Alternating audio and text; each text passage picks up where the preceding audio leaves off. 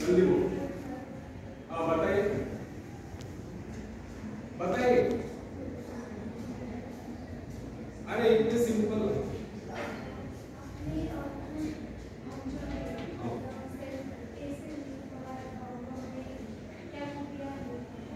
अच्छा yes yes it is the most important. तालियां बजाओ उनके लिए।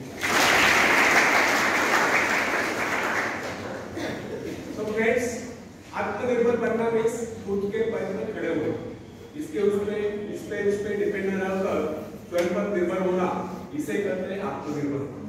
तो फ्रेंड्स आत्मनिर्भर बनने की क्षमता वास्तव में हर व्यक्ति में होती है, परंतु बहुत कम लोग ऐसे होते हैं जिन्हें अपने ऊपर विश्वास हो। दूसरों का सहारा ढूंढना तो उनकी आदत से बन जाती है। यह बात हमें कभी नहीं भूलनी चाहिए कि दूसरों के सहारे चलना तो बड़ा आसान है, किंतु इससे हमारी रही सही शक्ति क्षीण हो जाती है। मस्तिष्क और योग्यता इनका जितना उपयोग किया जाएगा ये उतने बढ़ेंगे, इनका उतना ही विकास होगा। ये विडंबना है कि अपने आप कुछ करने की बात तो जैसे ही लोगों के मन में आती है। कुछ लोग अपने आप एक ही काम करते रहते हैं और वह अपने बदनसीबियों का रोना रोना या दूसरों के आसरा कर उनके गुणगान करना। ऐसे लोग जिन्हें सदा दूसरों के ही बल पर विश्वास होता है, वे केवल ईश्वर की सत्यापात निंदा के पात्र बने रहते हैं। ऐसे लोग अपनी आंतरिक शक्तियों का भी लाभ नहीं उठा पाते। फ्रेंड्स ये न समझना आप यदि जन्मजात नेता नहीं है तो ऐसे ही रहोगे। जन्मजात कौन क्या होता है? कोई महान नहीं होता, कोई वैज्ञानिक नहीं होता है, बल्कि एक अबोध बालक जन्म के बाद अपने में ऐसी शक्ति पैदा करता है जिसके सहारे वो अपने व्यक्तित्व की एक अलग पहचान बना लेता है। इतिहास में ऐसे बहुत से लोग हुए जिनमें नेतृत्व करने की योग्यता नहीं थी, फिर भी वे अपने प्रयत्नों से, अपने परिश्रम से, अपनी योग्यताओं का विकास करके महान नेता बने। नेता वही होता है जो किसी पर निर्भर न हो, जिसमें नेतृत्व करने की क्षमता हो, जो दूसरों के विचारों का सहारा लेना आवश्यक न समझता, उसमें स्वयं सोचने और अपने कार्यक्रमों को स्वयं निर्धारित या कार्यान्वित करने की क्षमता हो। लोगों की संख्या बढ़ाकर भीड़ के बीच में चलना तो कोई ऐसे ही लोग अपने भाग्य को बदल देते हैं, अपने साथ साथ दूसरों का भी भाग्य बदल देते हैं। फ्रेंड्स आज के युग की विडंबना यह है, हर कोई किसी न किसी का सहारा ढूंढते नजर आता है। किसी को अपने धन का सहारा लेना पड़ता है तो किसी को अपने मित्र का, कुछ तो अपने वंशवारी को ले नहीं समझते। ऐसे तो बहुत ही कम लोग होते जिन्हें अपने ऊपर पूरा विश्वास है। दूसरों की शक्ति पर जीने वालों का एक मनोविज्ञान यह भी होता है कि ऐसे लोग सदैव किसी न किसी को दोषी ठहराकर अपना पक्ष बचाने के अवसर ढूंढा करते हैं। वास्तविकता यह है कि इस प्रकार की आदत कायर प्रकृति की परिचायक है। आत्मनिर्भर बनिए, आत्मनिर्भर बनने की आदत डालिए। आदत का आरंभ उस समय होता है जब एक बच्चे को उसका पिता कोई विशेष कार्य करने को कहता है तब वह संतुष्ट नहीं होता, लेकिन जब वो अपने ढंग से उसी कार्य को करता है और उसे पूरा करने के लिए संघर्ष और विजय प्राप्त करता है तो उसके चेहरे पर खुशियों की लहरें थिरकती नजर आती है। इस प्रकार की विजय की भावना उस बालक को शक्तिशाली बनने का एहसास दिलाती है। फ्रेंड्स स्कूल की शिक्षा या कॉलेज की शिक्षा केवल व्यक्ति की व्यवहार कुशलता और योग्यताओं की वृद्धि नहीं करती, ये तो व्यक्ति के हाथ में औजार कमा देती है। इस औजार का सही इस्तेमाल करना आदमी को स्वयं सीखना पड़ता है। हेनरी वार्ड बीचर अपने समय के एक महान विचारक अपने बारे में कथा सुनाया करता था। जब मैं बच्चा था तब मुझे किसी तरह से आत्मविश्वास की शिक्षा दी गई। मुझे ब्लैक बोर्ड के पास भेजा जाता था। मुझ में शंका और संदेह होने का रोक। मेरे टीचर मुझे बार बार कहते कि इस पाठ को अवश्य पढ़िए। उनके स्वर में काफी क्रोध हुआ करता। उनका यही कहना था कि हमें केवल प्रश्नों के उत्तर चाहिए। यद्यपि उन शिक्षकों का यह व्यवहार कठोर ही प्रतीत होता था, किंतु इतने सारे बच्चों को सीधी राह पर लाने के लिए उनका यह व्यवहार उचित था। और इस व्यवहार का नतीजा था कि 1 मास से भी कम समय में विधि ने मन मैं उन सभी सवालों के जवाब निकलने लगा जो मुझे सबसे कठिन लगते। एक दिन मुझे ब्लैक बोर्ड पर एक सवाल हल करने को कहा गया। टीचर पढ़े कठोर अंदर में बोले बिल्कुल गलत। अब मेरे बच्चा को उन्होंने किसी दूसरे छात्र को बुलाकर उसी सवाल को हल करेगा, उसने उसी तरीके से सवाल को हल किया जिस तरीके से मैंने किया था, मेरा उसका जवाब एक था। फिर टीचर उसकी पीठ थपथपाकर बोले शाबाश, तू तो इस सवाल को हल करने में सफल हो गया। और मुझसे राना गया, मैंने तुरंत खड़े होकर पूछा, सर यदि इसका और मेरा जवाब एक है, सुलझाने का तरीका एक है, फिर आपने मुझे डांट कर गलत क्यों कहा? तब टीचर बोले, ये बात तूने पहले क्यों नहीं कही जब मैंने तुझे गलत कहा? फ्रेंड्स, केवल पाठ को याद करने से कोई मतलब नहीं। हमारे भीतर एक विश्वास होना चाहिए कि जो कुछ हमने याद किया उसे कोई काट नहीं सकता। इसे ही आत्मविश्वास कहते हैं। और जिनमें ये आत्मविश्वास होता है वही तर्क दे सकता है, वही बहस यानी कि चर्चा कर सकता है। लेकिन जिसे स्वयं अपने ऊपर ही विश्वास न हो वो क्या तर्क करेगा? उसके तो अच्छे कार्यों को भी अगर हमने गलत कहा तो उसे यही समझ लेना होगा, हो सकता है वो गलत है। फ्रेंड्स, मनुष्य को भ्रम होता है कि अकेले काम करने से अच्छा किसी दूसरों की सहायता लेकर काम करना होता है। लेकिन अपने ऊपर विश्वास करके पूरी लगन से अगर कार्य किया जाए तो उसमें सफल होने की आशा दोगुनी हो जाती है। हर महत्वाकांक्षा का अर्थ होता है अपनी शक्तियों का परीक्षण करना, लेकिन दूसरों की नकल करना, दूसरों पर निर्भर रहने से व्यक्ति में दुर्बलता ही तो आती है। शक्ति तो हमारी स्वयं की मेहनत करने से आती है। अखाड़े के पास बैठकर हम अपने शरीर को शक्तिशाली नहीं बना सकते, या दूरदर्शन पर एक्सरसाइज प्रोग्राम देखकर हम अपने शरीर को तंदुरुस्त नहीं बना सकते। इसके लिए हमें स्वयं ही व्यायाम करना होगा, स्वयं एक्सरसाइज करना होगा। फ्रेंड्स, यदि आप जीवन में सफलता चाहते हैं तो इसके लिए आपको स्वयं ही प्रयास करना होगा, स्वयं उस रास्ते पर चलना होगा जो आपको उन्नति को ले जाता है। और रास्ता है आत्मविश्वास। अपनी शक्ति को पहचान कर आप सफलता प्राप्त कर सकते हैं, या अपनी योग्यता को पहचान कर आप सफलता प्राप्त कर सकते हैं। मगर यदि आप ये सोचते हो कि संसार में कोई दूसरा व्यक्ति काम करे और सफलता हमें प्राप्त हो, तो ऐसे कैसे हो सकता है? जो लोग बच्चों को इस प्रकार जीवन क्षेत्र में उतरना चाहते हैं वे बिना किसी संघर्ष के, बिना कोई कष्ट उठाए आगे बढ़े, तो वे उनकी राह में कांटे बिछाते हैं। संतान को ऐसा बनाना कि वह किसी भी प्रकार के संघर्ष का सामना करने में अयोग्य हो, तो इसका सीधा अर्थ यह हुआ वे लोग अपनी संतान का भविष्य शुरू से बिगाड़ रहे हैं। संतान को सुख और ऐश के झूले में झुलाने वाले माँ बाप संतान के सबसे बड़े दुश्मन होते हैं। दूसरों की तो छोड़ो, वे उसे स्वयं को पहुंचाने की चमक या स्वयं को पहुंचाने के कष्ट भी उठाने नहीं देते। बच्चों को भी समझना चाहिए कि स्वर्ग जाने की इच्छुक को स्वयं ही मरना पड़ता है। स्वर्ग वही जाएगा जो मरेगा, दूसरा कोई नहीं जा सकता।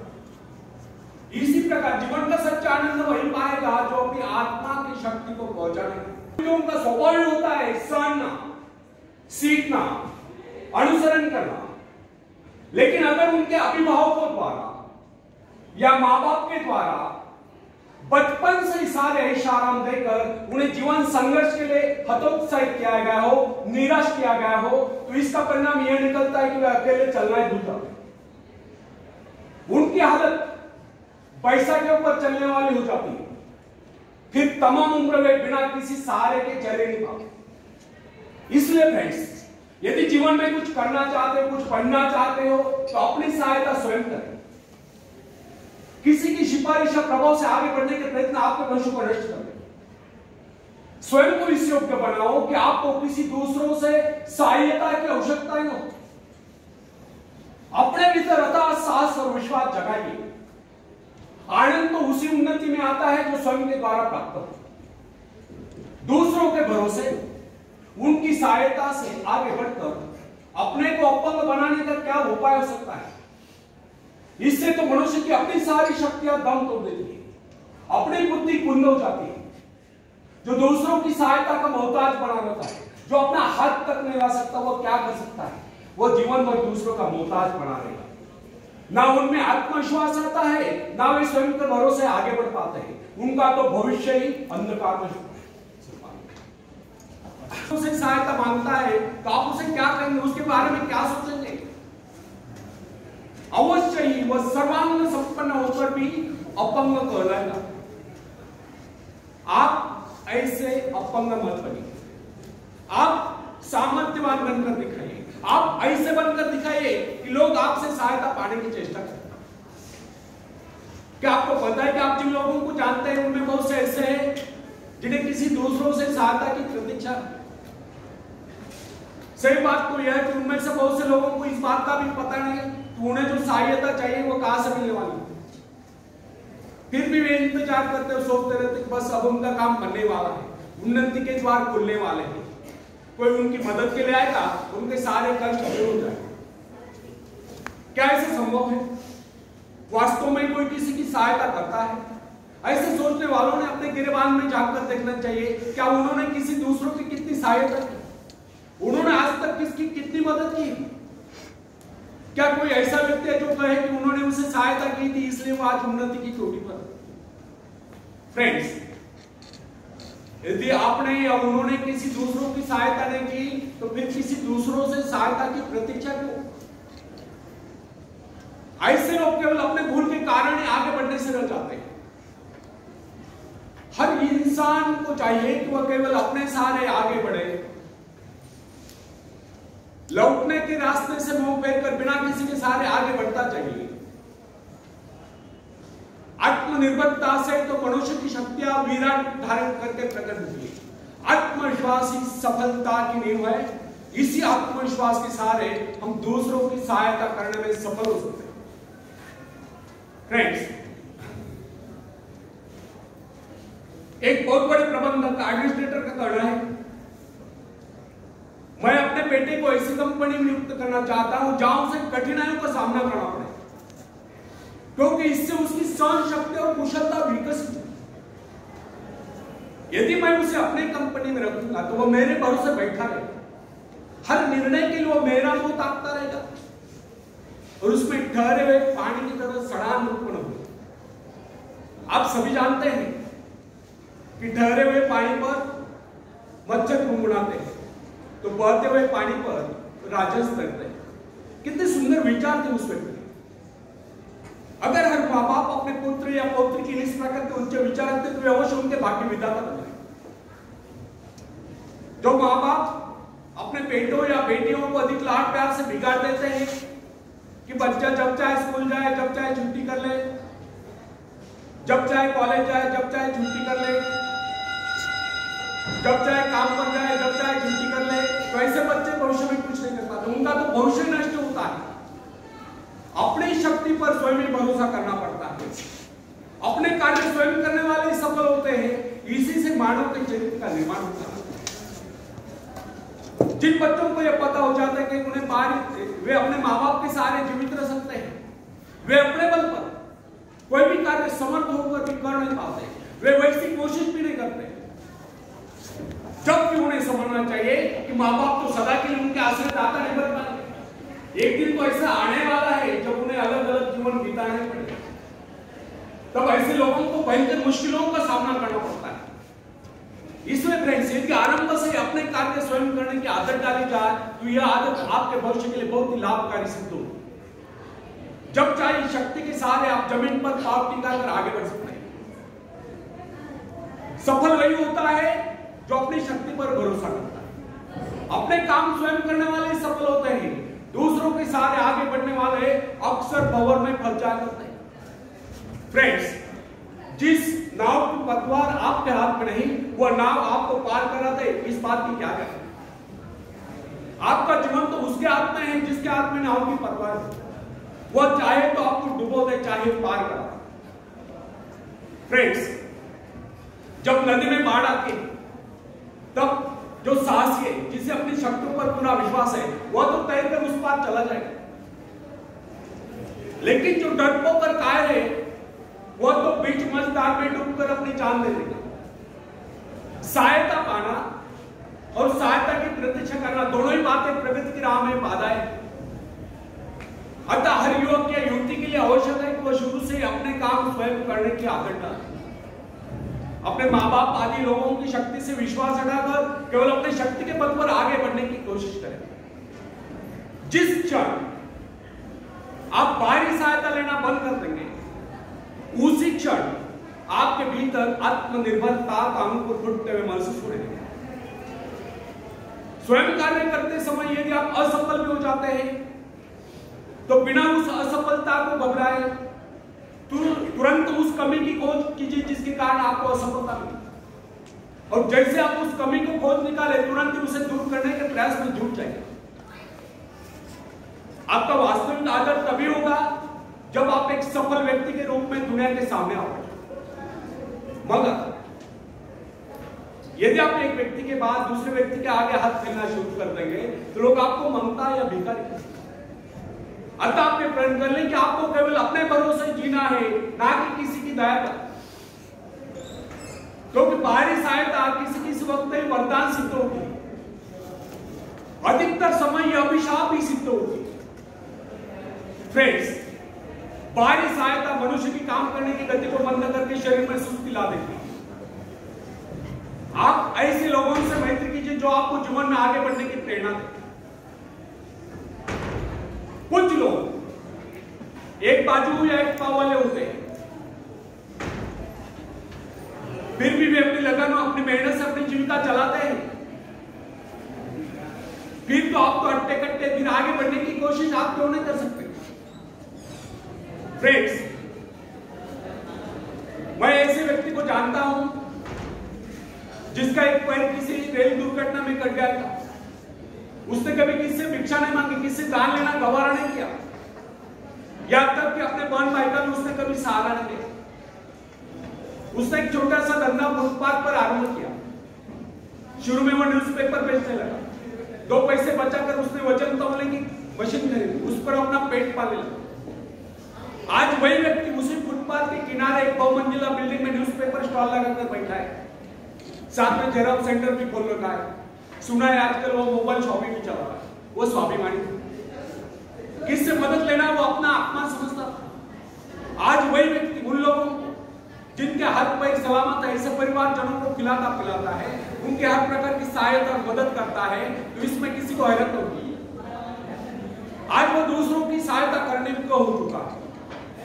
वो उन लोगों के लिए प्रेरणा स्थान है जो सर्वांग संपन्न होकर भी दूसरों से सहायता पाने की आशा रखते हैं। फ्रेंड्स, मैं केवल उस विकलांग की बात नहीं करता जिसे मैं जानता हूं। इस संसार में ऐसे बहुत से विकलांग लोग हैं जो अपनी हिम्मत से खुद भी खा रहे और अपने परिवार को भी पाल रहे हैं।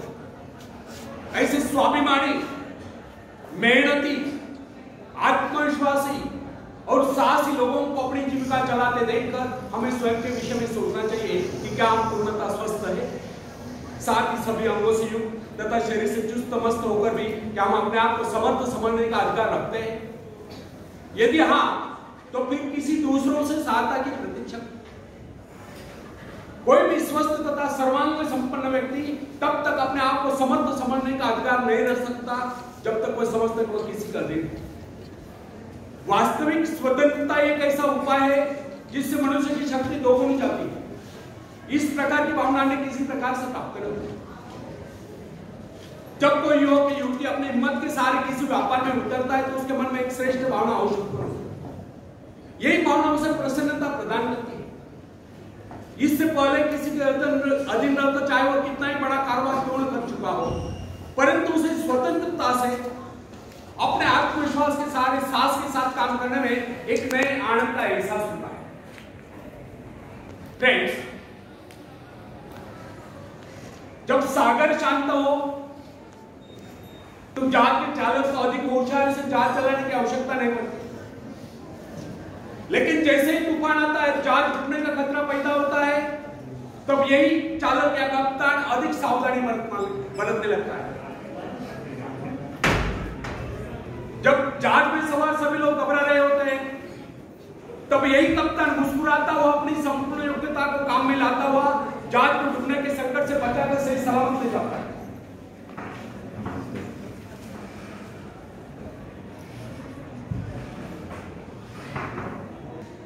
जब कोई इंसान थोड़ी बुद्धि लगाकर अपने व्यापार का विस्तार करता है तो उसे वर्षों तक कठोर परिश्रम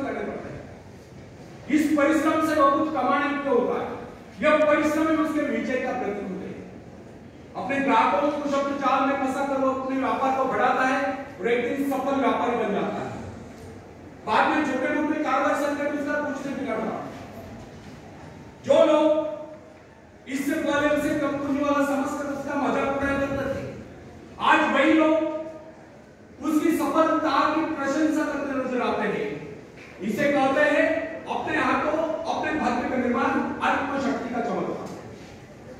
फ्रेंड्स, जिसके पास दैवी शक्ति हो उसे शिक्षा प्राप्त करके या विद्या प्राप्त करके आत्मविकास करने का अवसर कहां है? वह तो दैवी शक्ति पर निर्भर होकर नहीं सोचता रहता मैं चाहूं तो विद्वान को कर ही सकता हूं। लेकिन फ्रेंड्स, जो विद्या प्राप्त करना सबसे जरूरी समझता है वो रात भर अध्ययन करता रहता है, क्योंकि उसे पता है कि उसका कोई सहारा नहीं है। सहारा बढ़ेगा तो वह उसका अपना स्वयं का ज्ञान। जिस आदमी को पता हो जाता है कि उसे बाहरी सहायता मिलना बंद होता है, वो या तो अपने पांव पर खड़ा हो जाएगा या गिर जाएगा। वास्तविक उस समय उसे बहुत ही कठोर परिश्रम की आवश्यकता महसूस होती है। असफलता के कलंक से बचने के लिए उसे अपने व्यक्तित्व की रक्षा करनी चाहिए। ऐसे लोग अपने आत्मविश्वास की शक्ति के बल पर दिन रात कड़ी मेहनत करते हैं और सफल हो जाते हैं।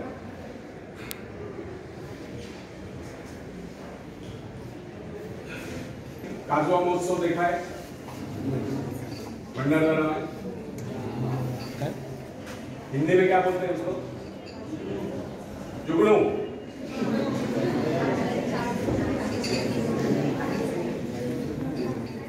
बिना मेहनत के तख्त और ताज नहीं होते। बिना मेहनत के तख्त और ताज नहीं होते। ढूंढ लेते हैं जुगनू अंधेरे में भी मंजिल, क्योंकि वे किसी बाहरी रोशनी के मोहताज नहीं होते। धन्यवाद।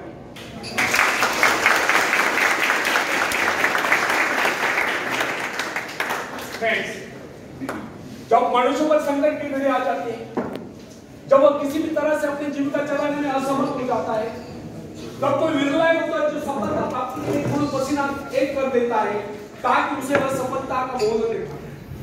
संकट काल में ही तो मनुष्य की बुद्धि का पता चलता है। कई बार ऐसे अवसर पर ऐसी सफलता मिलती है जिसकी मनुष्य ने सपने में भी आशा नहीं की होती। वो स्वयं सोचने लगता है कि मुझे इतनी सफलता कहां से मिली। वास्तविक ऐसी शक्ति हर इंसान के भीतर छुपी होती है, परंतु वो उसे पहचान नहीं पाता है। जैसे वो संकटों से गिर जाता है, वैसे ये शक्ति बाहर निकलकर उसकी सहायता करने आ जाती है। जो काम इससे पहले वह संभव समझ रहा था, वही काम पूरे होने लगते हैं। इसका कारण यह है, जब मनुष्य का जीवन चारों ओर खतरों से गिर जाता है, तो उससे बाहर निकलने के लिए वह हाथ पैर मारना शुरू कर देता है और इस संघर्ष से उसकी पूर्ति तेज हो जाती है। उसमें प्राकृतिक नैसर्गिक शक्ति आ जाती है। फ्रेंड्स, अपनी जरूरतों की पूर्ति के लिए संघर्ष करना हम सभी का कर्तव्य है। संघर्ष से तो हमें सफलता मिलती है। जिनमें संघर्ष करने की इच्छा ही न हो, वो तो असभ्य और जंगली कल है। आवश्यकता तथा आवश्यक पदार्थों की दुर्लभता ही सदा से मानव जाति के विकास का कारण है। हर सभ्यता और संस्कृति का आधार श्रम और संघर्ष का।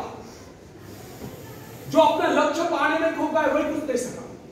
कई वैज्ञानिक अपने साधना में लीन होकर अपने लक्ष्य को पाने की संघर्ष में जूझते रहे। उनके परिवारजन अभावग्रस्त होकर भूखे मरते रहे, परंतु उन्होंने अपने उद्देश्य को प्राप्त करके चैन की सांस ली। जब उन्हें सफलताएं प्राप्त हुई तो लोगों को उनके आविष्कार यानी कि शोध बहुत बड़े आश्चर्य से प्रतीत हुई। फ्रेंड्स, आवश्यकता ही आविष्कार की जंगी, शोध की जंगी है। यह जरूरत का ही कमाल है जिसने मानवीय सभ्यता को कहां से कहां पहुंचा दिया। अश्म युग से संगणक युग तक जरूरत ही लक्ष्य का निर्धारण करते हैं। इसे पाने के लिए वैज्ञानिक तथा शोधकर्ता जी जान से जुट जाते हैं। मनुष्य की गुप्त शक्ति का पता उस समय चलता है जब कोई जरूरत आकर उसके सामने खड़ी होती है, उसकी पूर्ति के लिए वो संघर्ष करता है। मनुष्य की गुप्त शक्ति आपातकाल में प्रकट होती है। इसका सीधा अर्थ यह हुआ, यदि मनुष्य को किसी वस्तु की आवश्यकता ही न हो तो उसकी आंतरिक शक्ति का अंत हो जाए। बाहरी सहायता लेने से भी इस आंतरिक शक्ति को बाहर निकलने का अवसर नहीं मिलता। जो काम इस शक्ति द्वारा लिया जाने वाला था वही काम हम दूसरों की सहायता लेकर झटपट कर डालते और पंगु तथा शक्ति बने रहते। इसलिए फ्रेंड्स, हमें एक बात कदापि नहीं भूलनी चाहिए कि अपने मित्रों की सहायता लेने के बजाय या दूसरों की सहायता लेने के बजाय अपने आंतरिक शक्तियों की सहायता लेना हमारे लिए अधिक उचित होगा। क्योंकि आत्मनिर्भरता एक ऐसी शक्ति है जो मित्रता है, मित्रों से ली हुई सहायता, प्रभाव यानी कि दूसरों का प्रभाव, धन संपत्ति यानी दान करी काम, पैसे से लेवा ऊंचा वंश यानी कि ऊंचे खानदान में जन्म वायु व्यक्ति का सहारा लेना या बाहरी किसी भी प्रकार की सहायता, इन सब की सामान्य शक्ति है जो अपने लक्ष्य पर चट्टान के भांति डटा हुआ है, जो बाधाओं को सामने देखकर जरा भी विचलित नहीं हुआ, जिसे अपनी कार्य कुशलता और कर्म शक्ति पर पूरा विश्वास है, वही सफल होता है। सत्य, पवित्रता और सुंदरता पर प्यार करना मनुष्य का स्वभाव है। जो व्यक्ति मौलिक विचारों के बल पर जीता है, जिसके कुछ सिद्धांत हैं जिन पर वह आरूढ़ रहता है, जो अपने वसूलों पर दृढ़ता से कायम है, लोग उसे आश्चर्य से देखते हैं, उसके अनुयायी यानी कि शिष्य बनने का प्रयत्न करते हैं, क्योंकि लोगों की दृष्टि में वो महान है। फ्रेंड्स, यदि आप भी महान बनना चाहते हो तो अपनी शक्तियों को पहचानो। ईश्वर ने जो शक्ति आपको प्रदान की है वो आपके भीतर छुपी हुई है।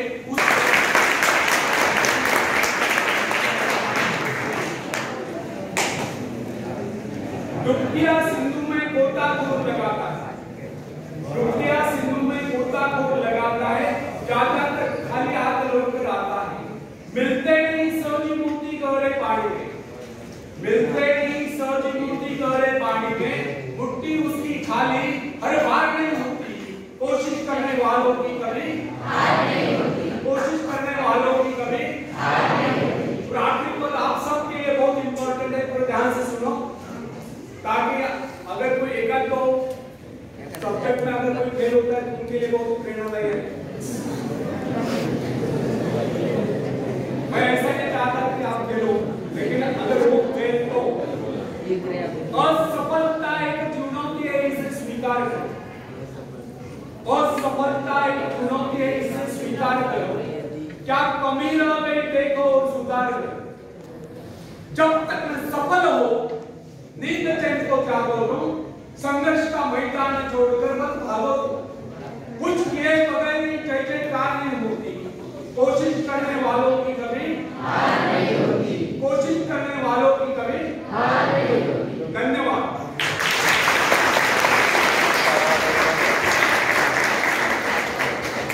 कुछ हुए इस विषय पर बोलता हूं मैं। फ्रेंड्स, यदि आप स्वयं अपने भाग्य का निर्माता बनना चाहते हैं और आपकी प्रबल इच्छा है कि आप सफलता की बुलंदियों को छुए, तो इसके लिए सर्वप्रथम आपको अपना व्यवहार बदलना।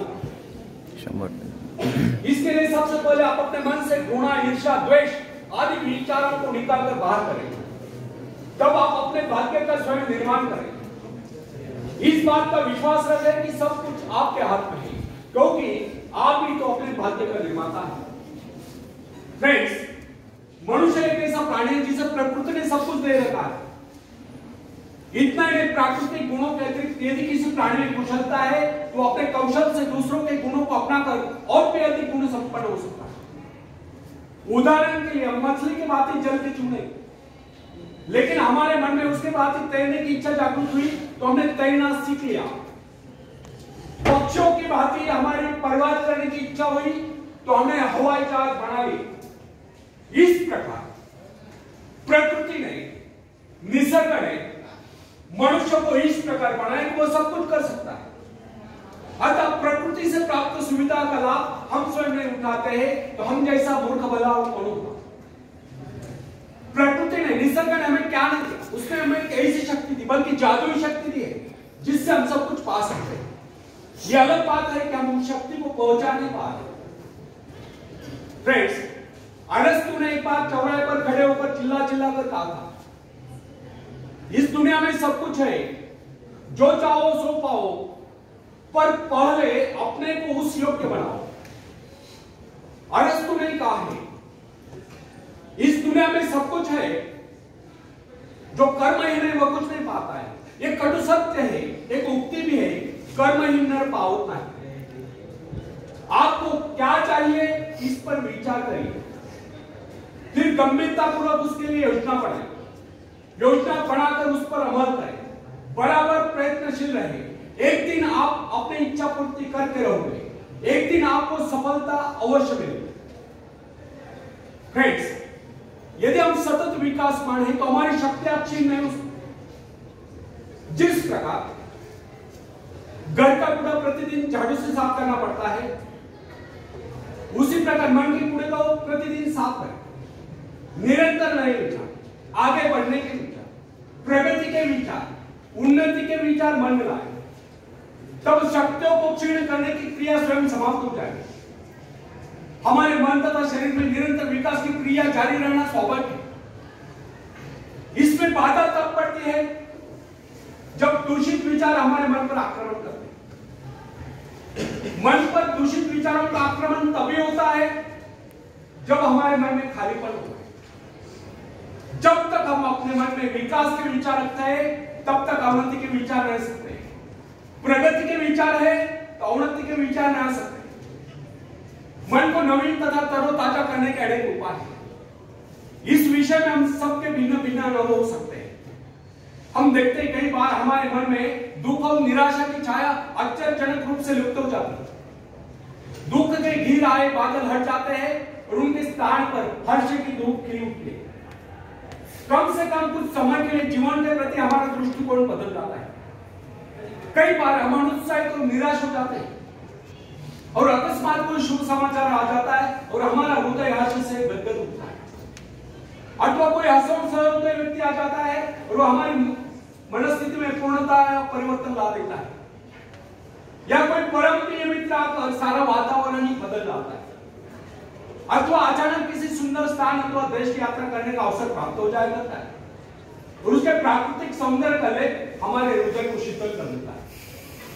किसी भी ऐसे स्थान की यात्रा करनी पड़ती है जिसकी हमारे मन में सदा से इच्छा है और वहां से सौंदर्य के कारण हमारे विचारों में परिवर्तन आ जाता है और हम प्रसन्नता से विभोर हो जाते हैं।